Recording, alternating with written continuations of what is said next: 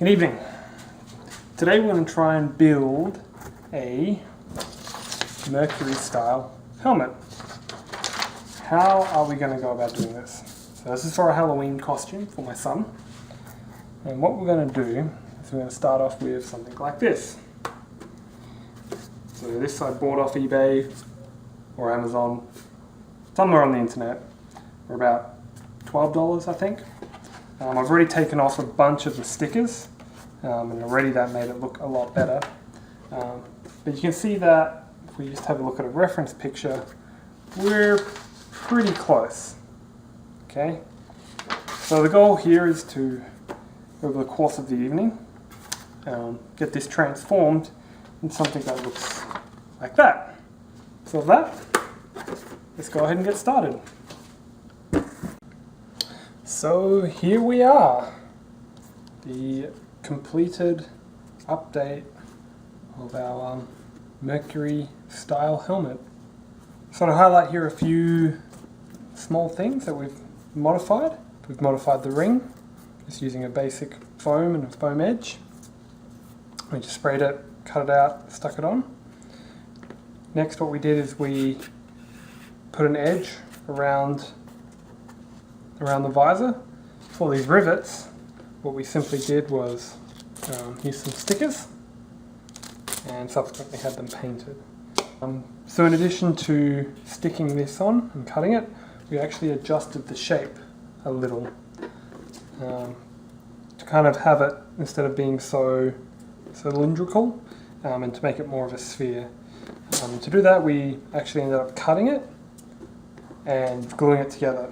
Now to hide that, we could either try and fill it and sand it and repaint it.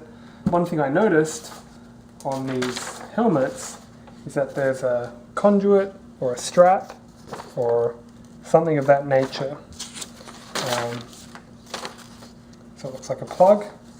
So basically we made an analog for that by again using some grey little stickers and some old cable we had lying around, and I hit it pretty well. So the next we had the internals. So you can see here we've gone for just a cheap calico. This is what I had lying around. Took foam, sprayed it with a contact cement. Once that was tack dry, we then folded the material over until we had a cushion. Here's one that I made that didn't end up being used. So you can see it was just a mattress foam glued over with the cheap material, and then that was just hot glued in. So these earmuff things, they were actually sewn and filled with some padding, and after adjustment and tested it on the potential wearer, it was found that the padding was too thick and it made the helmet not fit. So we removed it and we just actually stuck the material directly onto the inside of the helmet. And the final thing that you'll notice about all these pictures is we've got these microphones here. There's a few other added bits here, like this little gasket and things like that. They may get added. Here's another picture where we've got these microphones. I believe they're microphones. So I wanted to do something in that regard. So here's my interpretation, I guess is the word. Pick up a little bit of the glue.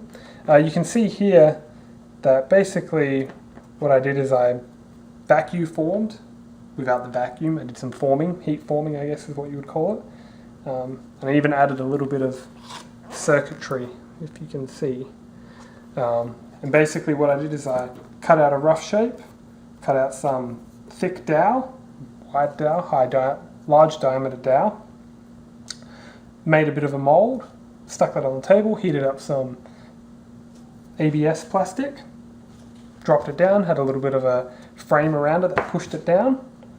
Once I had it pushed down, I then pulled it out, trimmed it down.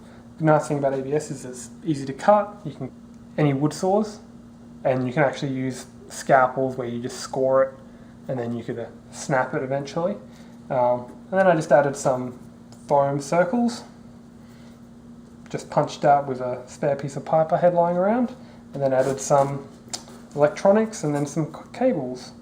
And overall, turned out not too bad. I will probably go along and touch up this, anything that's grey, make it look more aluminum or aluminium. I'm not sure exactly how I'm going to do that, but that is my to-do list, and I may end up painting this. But overall, compared to what we started with, not too bad. Overall, pretty happy with that for a day's work.